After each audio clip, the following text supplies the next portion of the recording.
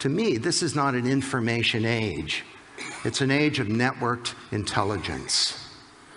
It's an age of vast promise, an age of collaboration where the boundaries of our organizations are changing, of transparency where sunlight is disinfecting civilization, an age of sharing and understanding the new power of the commons, and it's an age of empowerment and of freedom.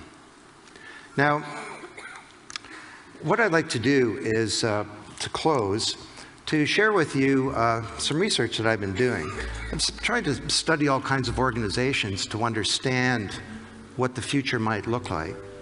But I've been studying nature recently. You know, bees come in swarms and fish come in schools.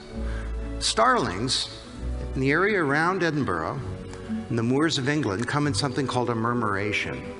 And the murmuration refers to the murmuring of the wings of the birds. And throughout the day, the starlings are out over a 20-mile radius, sort of doing their starling thing.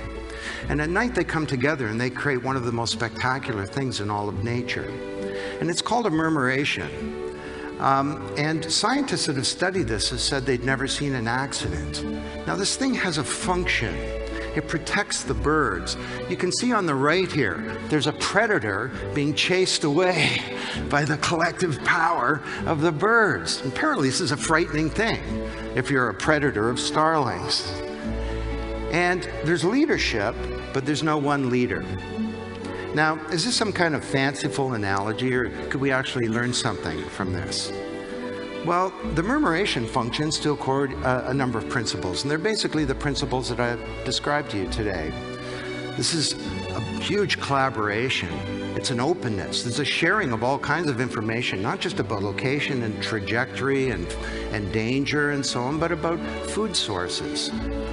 And there's a real sense of interdependence. The individual birds somehow understand that their interests are in the interests of the collective.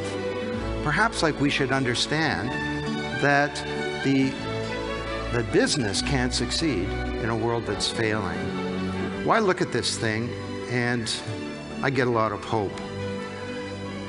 Think about the kids today in the Arab Spring, and you see something like this that's underway.